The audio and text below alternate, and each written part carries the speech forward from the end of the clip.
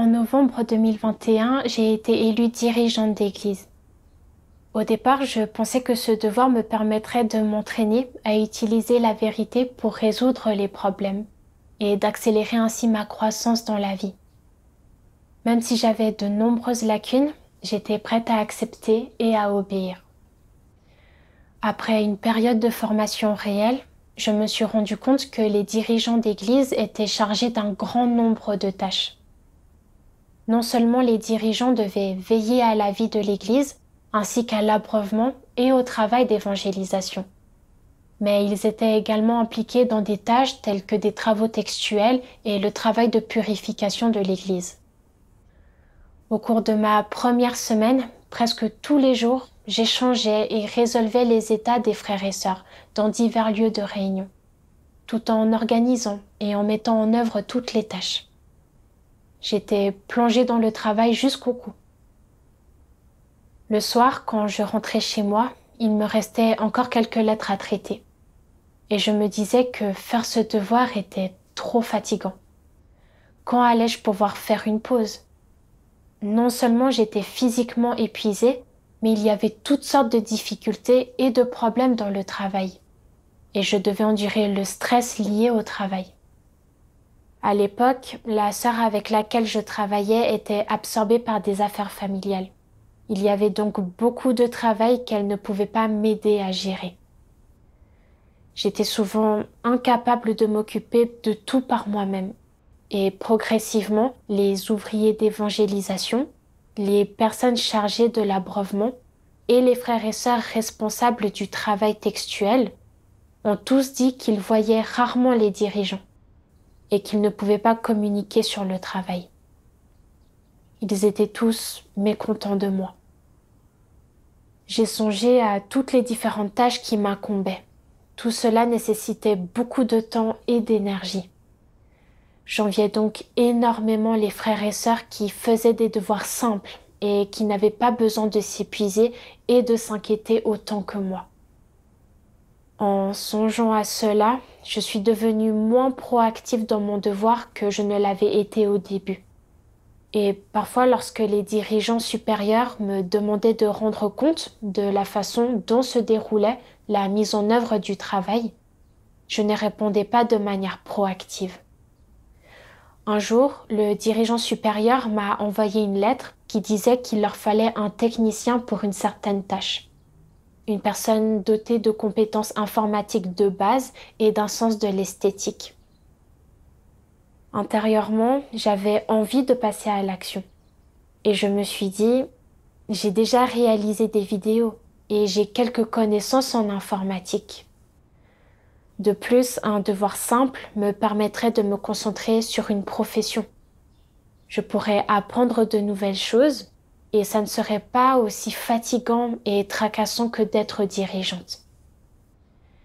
J'ai donc prévu d'écrire aux dirigeants supérieurs pour leur dire que mon calibre et ma capacité de travail étaient médiocres et que je n'étais pas apte à faire des devoirs de direction. À ce moment-là, j'étais consciente que mon état n'était pas correct.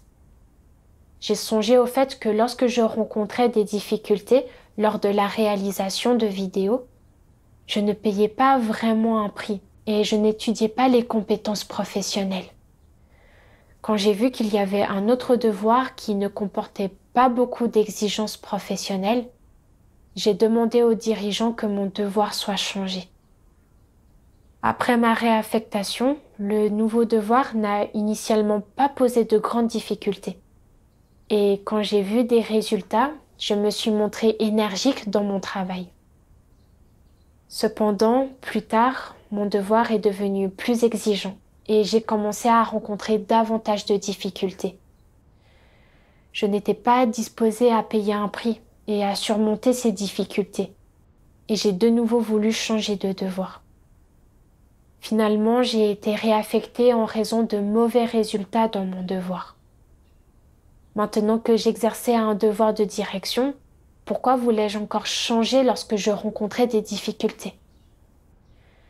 Ce genre d'état affectait déjà l'accomplissement de mon devoir. Je devais chercher la vérité pour le résoudre au plus vite. Le lendemain matin, au cours de ma dévotion spirituelle, j'ai lu un passage des paroles de Dieu qui était justement conforme à mon état. Dieu Tout-Puissant dit « Beaucoup de gens ne comprennent pas la vérité ou ne poursuivent pas la vérité. Comment abordent-ils le fait d'accomplir un devoir ? Ils traitent cela comme une sorte de travail, de hobby ou un investissement dans leur intérêt. Ils ne traitent pas cela comme une mission ou une tâche donnée par Dieu ou une responsabilité qu'ils devraient mener à bien. Ils cherchent encore moins à comprendre la vérité ou les intentions de Dieu en accomplissant leurs devoirs, afin de pouvoir s'acquitter pleinement de leurs devoirs et du mandat de Dieu.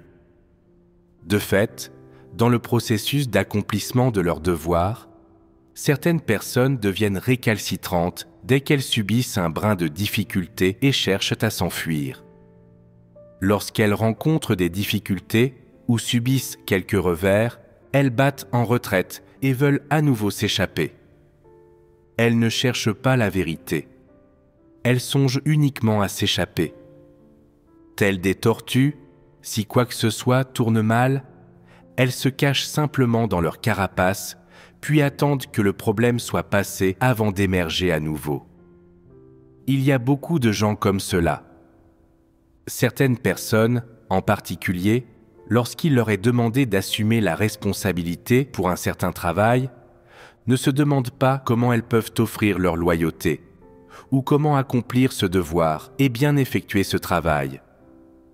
Au lieu de cela, elles se demandent comment esquiver les responsabilités, comment éviter d'être émondées, comment éviter d'endosser la moindre responsabilité et comment s'en sortir indemne quand des problèmes ou des erreurs se produisent. Ils considèrent avant tout leur échappatoire personnel et comment satisfaire leurs propres préférences et intérêts, pas comment bien accomplir leurs devoirs et offrir leur loyauté. Ces gens-là peuvent-ils gagner la vérité ?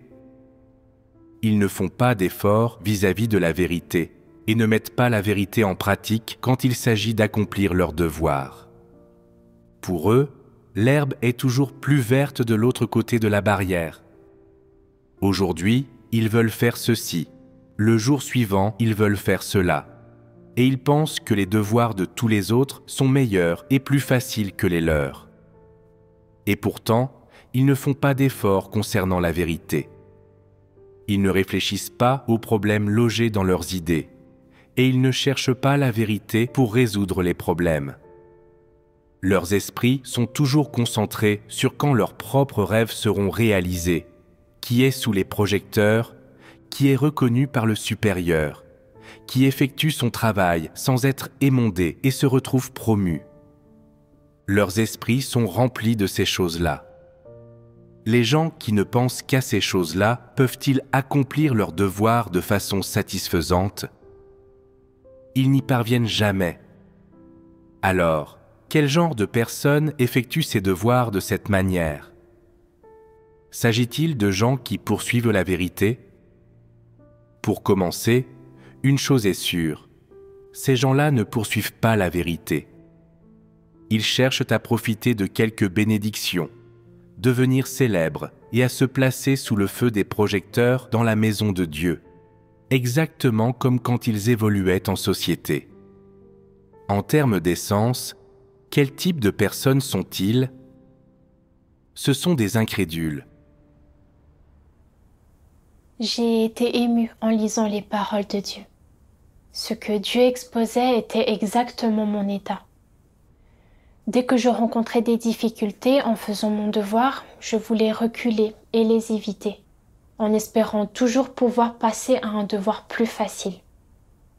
Par le passé, lorsque j'ai rencontré des difficultés en produisant des vidéos, je ne m'appuyais pas sur Dieu pour étudier les compétences techniques et les surmonter. Au contraire, je reculais devant les difficultés en me disant que ce devoir était trop exigeant, qu'il nécessitait de consacrer trop de temps et d'énergie à étudier des compétences professionnelles. Il valait mieux que je fasse un devoir qui ne comporte pas autant d'exigences professionnelles ou techniques. Ainsi, je n'aurais pas à souffrir ou à être épuisée à ce point, Au nom du confort charnel, j'ai demandé à être réaffectée. Cependant, lorsque j'ai rencontré des difficultés dans mon nouveau devoir, je n'ai toujours pas voulu souffrir ou payer un prix, et j'ai de nouveau envisagé de changer de devoir.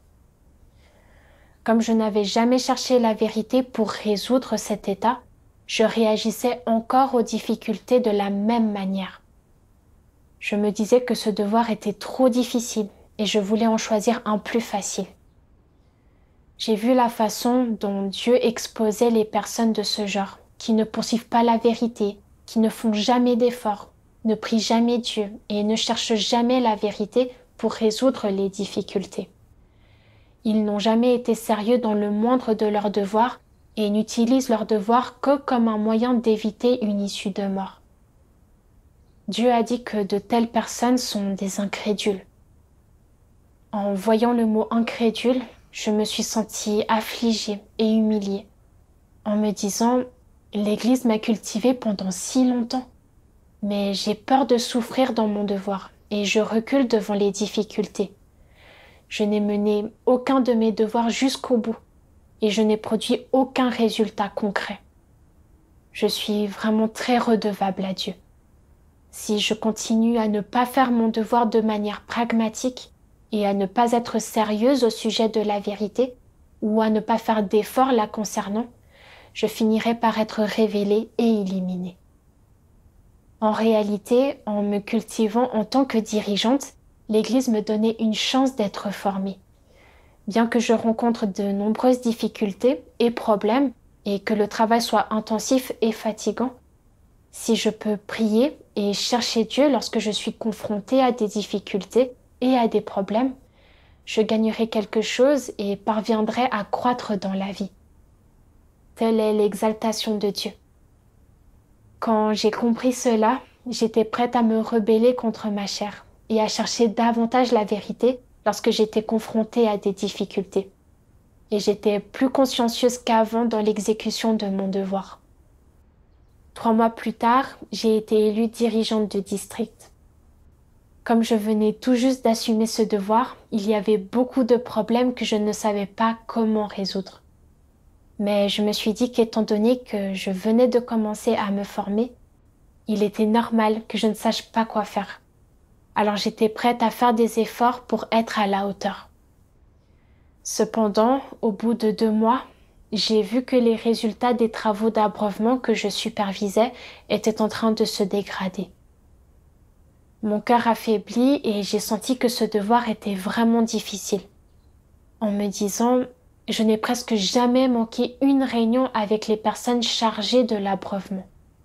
Et je me suis à chaque fois renseignée en détail pour savoir comment se passait l'abreuvement de chaque nouveau venu.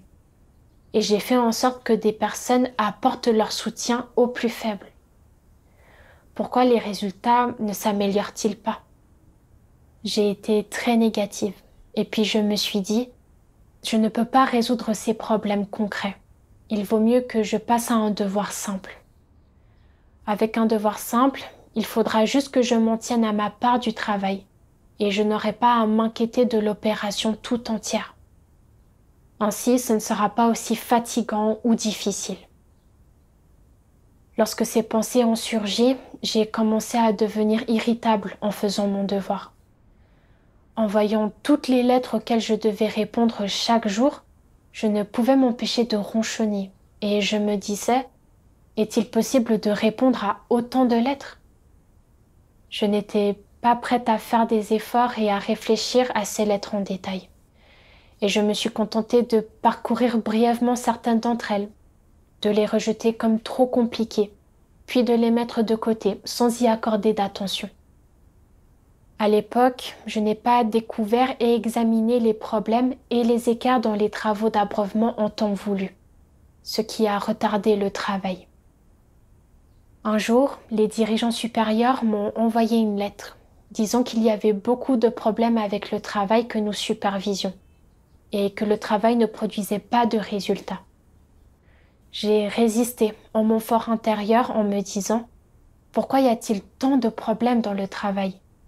Pourquoi est-ce que je n'arrive jamais au bout de leur résolution ?» En plus, il faut que je me fasse émonder quand je fais des erreurs. Je ne peux pas faire ce travail. Je me suis rendu compte que mon état n'était pas correct et j'ai prié Dieu. Dieu, dès que je rencontre des difficultés, je me sens stressée. Un sentiment de résistance surgit en moi et je veux cesser de faire mon devoir. Dieu, s'il te plaît, guide-moi pour chercher la vérité et résoudre ce problème.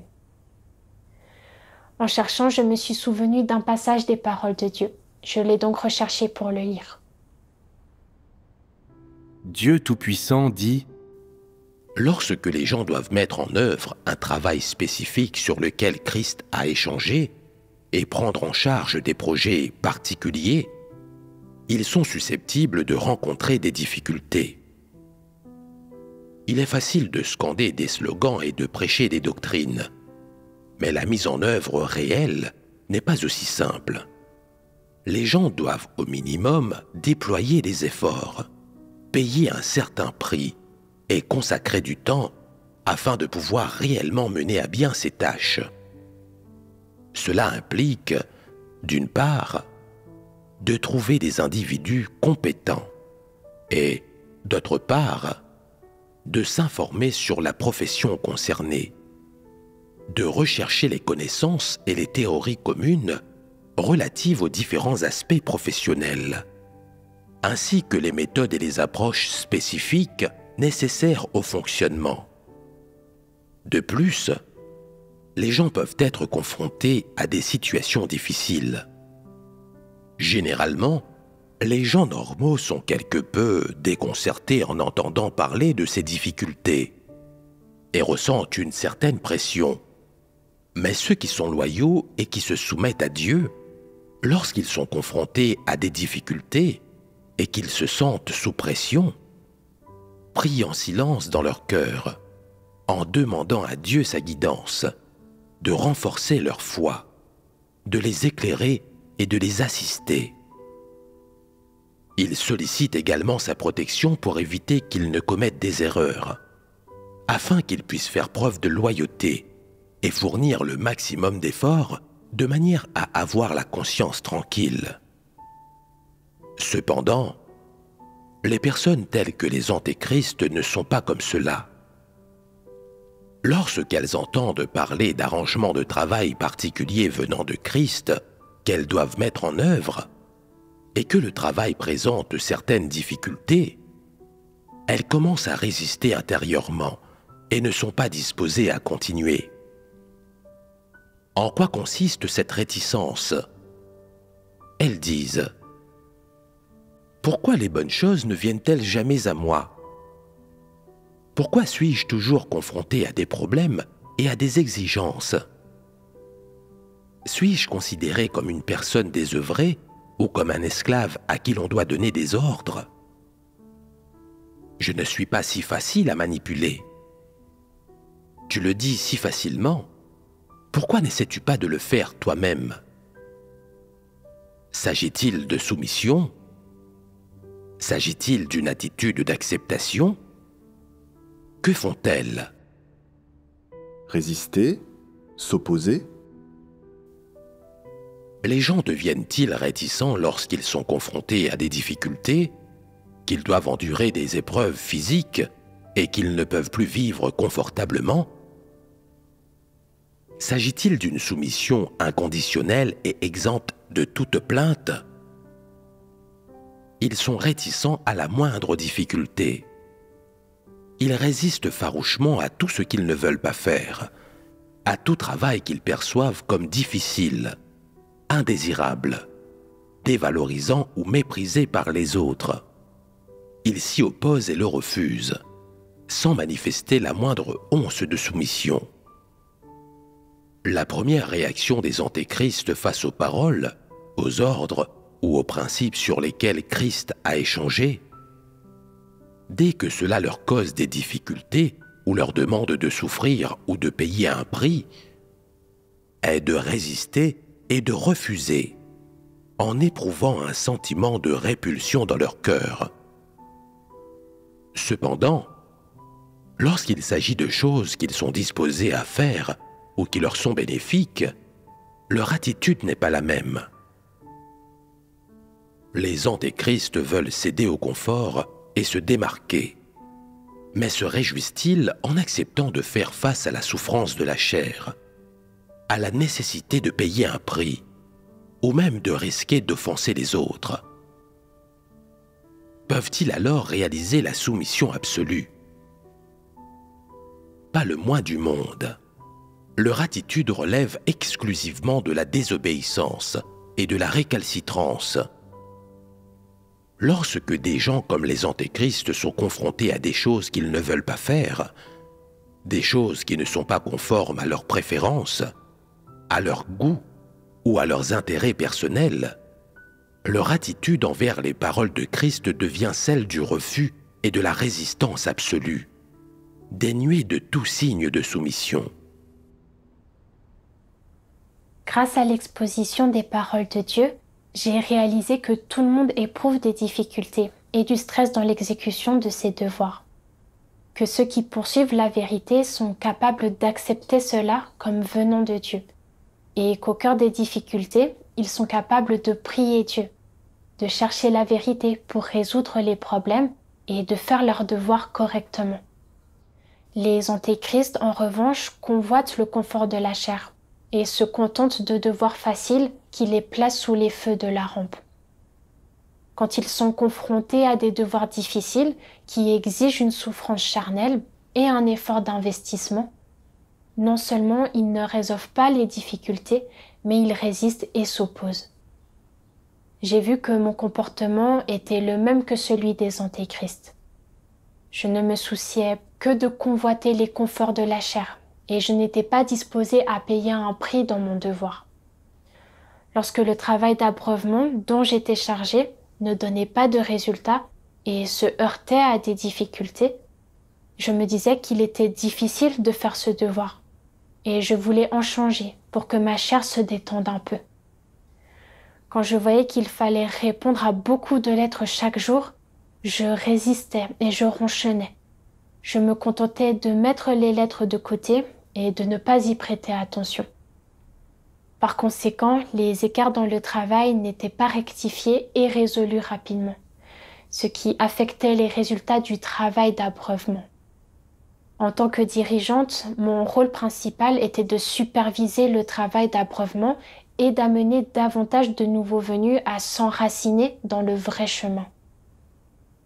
Cependant, j'ai négligé ce travail et je l'ai traité à la légère, sans m'efforcer de résoudre les problèmes existants, et j'ai provoqué la stagnation du travail. En faisant mon devoir de la sorte, j'étais réellement indigne de la confiance de quiconque. Je n'avais pas la moindre humanité.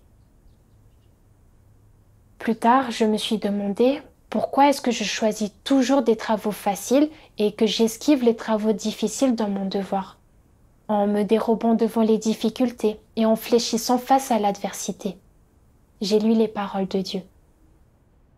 Dieu Tout-Puissant dit « Quand les gens font un devoir, ils choisissent toujours des travaux peu éprouvants, des travaux qui ne sont pas fatigants et qui n'impliquent pas de braver les éléments à l'extérieur.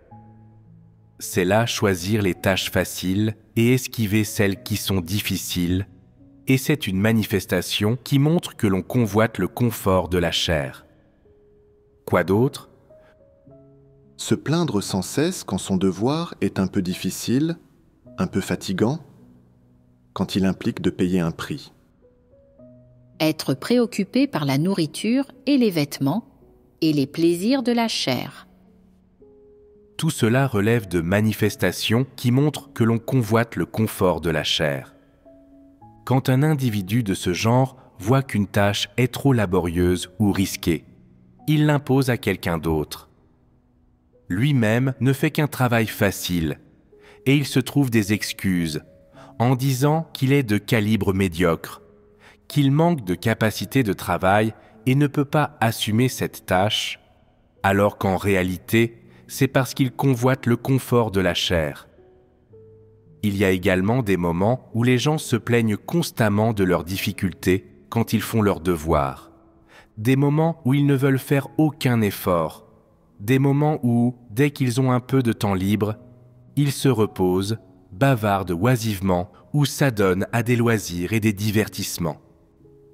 Et quand le travail reprend et que cela casse le rythme et la routine de leur vie, ils en sont mécontents et insatisfaits.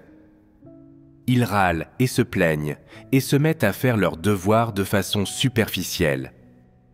C'est là convoiter le confort de la chair, n'est-ce pas ? Les gens qui s'adonnent au confort de la chair conviennent-ils pour faire un devoir ? Dès que quelqu'un parle de faire son devoir, ou de payer un prix et d'endurer des souffrances, ces gens ne cessent de secouer la tête. Ils ont de trop nombreux problèmes, ils sont pleins de récriminations et sont emplis de négativité. Les personnes de ce genre ne servent à rien. Elles ne sont pas qualifiées pour faire leur devoir et elles devraient être éliminées. Aujourd'hui, tu ne crois pas les paroles que je dis et tu n'y prêtes aucune attention. Quand le jour où cette œuvre se répandra viendra et que tu en verras la totalité, tu le regretteras et, à ce moment-là, tu seras sidéré. Il y a des bénédictions, mais tu ne sais pas en jouir. Et il y a la vérité, mais tu ne la poursuis pas. N'attires-tu pas le mépris sur toi ? Aujourd'hui, même si la prochaine étape de l'œuvre de Dieu n'a pas encore commencé, il n'y a rien en plus au sujet des exigences qui te sont faites et de ce qu'on te demande de vivre. Il y a tant d'œuvres et tant de vérités. Ne méritent-elles pas que tu les connaisses ? Le châtiment et le jugement de Dieu sont-ils incapables d'éveiller ton esprit ? Le châtiment et le jugement de Dieu sont-ils incapables de t'amener à te haïr ? Es-tu satisfait de vivre sous l'influence de Satan, dans la paix et la joie et un peu de confort charnel ? N'es-tu pas le plus abject de tous ? Aucun n'est plus insensé que ceux qui ont vu le salut, mais ne cherchent pas à le gagner. Ceux-là sont des gens qui se perdent par la chair et jouissent de Satan. Tu espères que ta foi en Dieu n'entraînera aucun défi et aucune tribulation, ni la moindre difficulté. Tu poursuis toujours ces choses qui ne valent rien et tu n'attaches aucune valeur à la vie.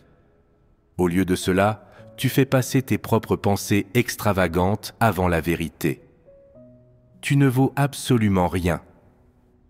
Tu vis comme un cochon. Quelle différence y a-t-il entre toi et les cochons et les chiens ? Ceux qui ne poursuivent pas la vérité et qui aiment la chair, ne sont-ils pas tous des animaux ? Est-ce que ces morts sans esprit ne sont pas tous des cadavres ambulants ? Combien de paroles ont été prononcées parmi vous ? Y a-t-il eu seulement un peu de travail fait parmi vous ? Combien ai-je fourni parmi vous ? Alors pourquoi ne l'as-tu pas gagné ? Qu'as-tu à te plaindre ? N'est-il pas vrai que tu n'as rien gagné parce que tu es trop amoureux de la chair ? Un lâche comme toi qui poursuit toujours la chair. As-tu un cœur ? As-tu un esprit ? N'es-tu pas une bête ? Je te donne le vrai chemin sans rien demander en retour, mais tu ne le poursuis pas. Es-tu de ceux qui croient en Dieu ? Je te donne la vraie vie humaine, mais tu ne la poursuis pas. N'es-tu pas différent d'un cochon ou d'un chien ? Les cochons ne poursuivent pas la vie de l'homme. Ils ne cherchent pas à être purifiés et ils ne comprennent pas ce qu'est la vie. Chaque jour, après avoir mangé à satiété, ils dorment simplement. Je t'ai donné le vrai chemin, mais tu ne l'as pas gagné. Tu restes les mains vides. Es-tu prêt à continuer dans cette vie, la vie d'un cochon ? Quelle est la signification de la vie de ces personnes ? Ta vie est méprisable et ignoble. Tu vis au milieu de la souillure et de la débauche et tu ne poursuis aucun but. Ta vie n'est-elle pas la plus ignoble de toutes ? As-tu l'effronterie de regarder Dieu ? Si tu continues à vivre de cette façon, obtiendras-tu quelque chose ? La vraie voie t'a été donnée, mais que tu puisses finalement la gagner ou non dépend de ta poursuite personnelle. Après avoir lu les paroles de Dieu, j'ai compris que dans l'exécution de mon devoir, je me dérobais devant les difficultés et fléchissais devant l'adversité. Et que les causes profondes de cela étaient que je n'étais pas disposée à souffrir, que je convoitais les conforts charnels et que je n'étais pas prête à souffrir et à payer un prix pour poursuivre le fait de gagner la vérité. En raison du point de vue erroné de ma poursuite, dès que je rencontrais des difficultés dans mon devoir et que ma chair devait souffrir, je me sentais extrêmement réprimée et j'étais pleine de griefs. Je voulais même me soustraire à mon devoir. Je me suis souvenue de l'époque où j'étais étudiante. Quand je voyais mes camarades de classe étudier assidûment et poursuivre l'entrée dans de bonnes universités et se démarquer plus tard. Dès que je songeais à la souffrance engendrée par des études éprouvantes, je me dérobais. C'est pour cette raison que je ne suis pas devenue aussi instruite qu'eux. Autrefois, je pensais que mes valeurs de vie étaient simplement différentes de celles des autres. Et je n'ai jamais eu très envie d'une réputation ou d'un statut. Je comprenais alors enfin que ce n'était pas parce que je n'aimais pas la réputation, le gain et le statut, mais que j'avais vécu selon la loi de survie de Satan. La vie est trop courte, sois bon envers toi-même. Je me souciais trop de ma chair. Désormais, même si je croyais en Dieu, cette loi satanique de survie était encore profondément ancrée en moi.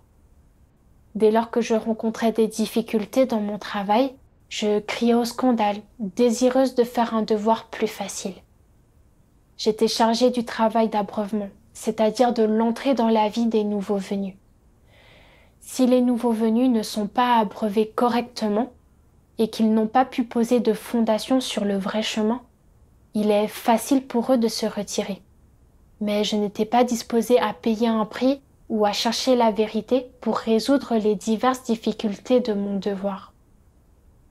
Au contraire, je reculais devant l'adversité sans tenir compte de l'intention de Dieu et sans prendre en considération le travail de l'Église. J'étais extrêmement égoïste et méprisable. En réalité, l'exécution correcte de tout devoir dans la maison de Dieu exige de se dépenser un peu.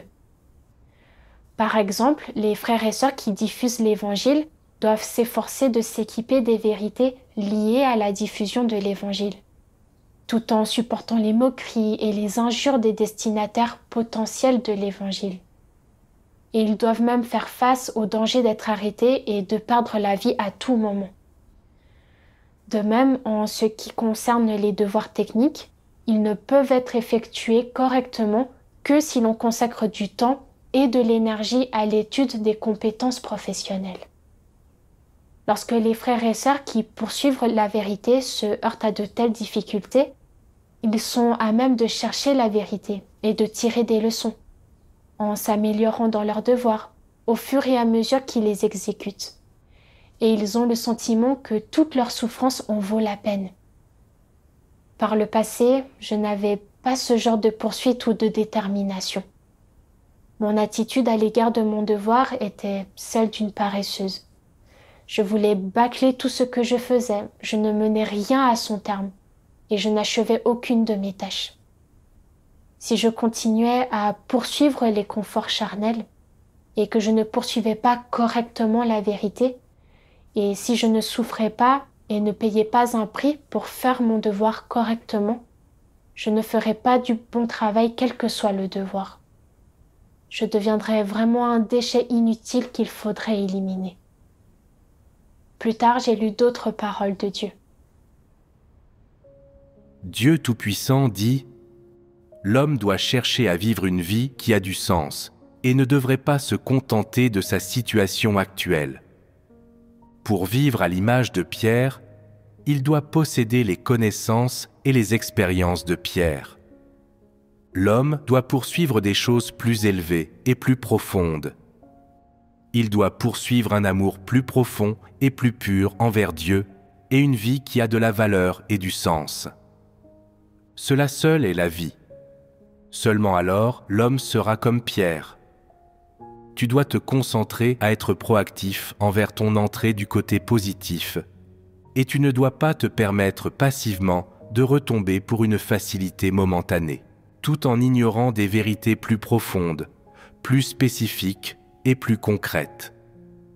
Ton amour doit être concret et tu dois trouver des façons de te libérer de cette vie dépravée, insouciante, qui n'est pas différente de celle d'un animal. Tu dois vivre une vie qui a du sens, une vie de valeur, et tu ne dois pas te duper ni traiter ta vie comme un jouet avec lequel s'amuser. Pour quiconque aspire à aimer Dieu, il n'y a pas de vérités impossibles à atteindre, ni de justice pour laquelle il ne puisse tenir ferme. Comment devrais-tu vivre ta vie?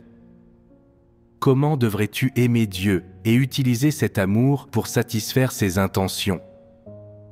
Il n'y a rien de plus important dans ta vie. Surtout, tu dois avoir de telles aspirations et de la persévérance, et tu ne devrais pas être comme ces faibles qui n'ont aucun cran. Tu dois apprendre à expérimenter une vie qui a du sens, expérimenter des vérités significatives, et tu ne devrais pas te traiter à la légère comme tu le fais. Sans que tu t'en rendes compte, ta vie glissera entre tes doigts. Et après cela, auras-tu une nouvelle occasion d'aimer Dieu? L'homme peut-il aimer Dieu après sa mort? Tu dois avoir les mêmes aspirations et la même conscience que Pierre.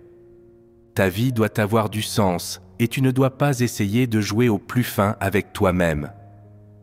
En tant qu'être humain et en tant que personne qui cherche Dieu, tu dois être en mesure de considérer soigneusement comment tu traites ta vie, comment tu devrais t'offrir à Dieu, comment tu devrais avoir une foi plus significative en Dieu, et puisque tu aimes Dieu, comment tu dois le faire d'une manière plus pure, plus belle et meilleure.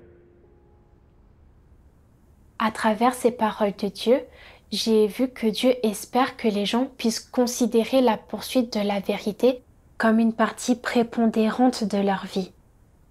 Ne serait-il pas stupide de ma part de perdre l'occasion de gagner la vérité au nom du confort temporaire de la chair? À la fin de l'œuvre de Dieu, si nous n'avons pas gagné la vérité ou changé notre tempérament, nous ne pourrons que le regretter toute notre vie. Lorsque j'ai exercé des devoirs de direction, même si j'avais beaucoup de lacunes et même si le travail impliquait un certain nombre de difficultés et de stress, j'ai gagné tellement plus que si je n'avais fait que des devoirs simples. Non seulement cela a amélioré mes capacités de travail, mais j'ai aussi compris certaines vérités principes. J'ai vu que les difficultés et le stress, tout cela était une bénédiction de Dieu. J'ai pris la résolution de cesser de me dérober à mon devoir pour satisfaire des considérations charnelles. Lorsque je serai confrontée à des difficultés, je prierai Dieu. Je m'en remettrai davantage à lui et je chercherai la vérité pour les résoudre. Peu après, j'ai commencé à chercher et à réfléchir à la raison pour laquelle le travail d'abreuvement ne produisait pas de résultats. En réfléchissant et en examinant la situation, j'ai vu que c'était principalement parce que j'étais trop passif dans mon devoir et que je ne me concentrais pas sur l'analyse des écarts. Lorsque les nouveaux venus avaient des problèmes, je ne les résolvais pas sous prétexte que je n'étais pas compétente pour le faire, ce qui a entraîné l'accumulation de nombreux problèmes sans chemin de résolution. Par la suite, une fois que j'ai vraiment commencé à payer un prix dans mon travail, les résultats du travail d'abreuvement ont commencé à s'améliorer régulièrement. J'ai expérimenté en personne le doux sentiment de ne pas vivre au cœur des difficultés et de pratiquer selon les paroles de Dieu. Et j'ai eu encore plus de fois pour expérimenter cette situation. Plus tard, on m'a confié encore davantage de travail. En plus de cela, je n'étais pas familière avec le travail. Et j'avais des lacunes concernant le fait d'échanger sur la vérité et de résoudre les problèmes. Cela m'a semblé assez éprouvant, mais j'étais disposée à me rebeller contre ma chair et à faire le maximum d'efforts envers mon devoir. Après 1 mois ou 2 de travail, les résultats n'étaient pas très brillants et je me suis sentie un peu découragée. Je me suis dit que ce devoir était trop dur et que les devoirs que j'avais faits auparavant étaient plus décontractés.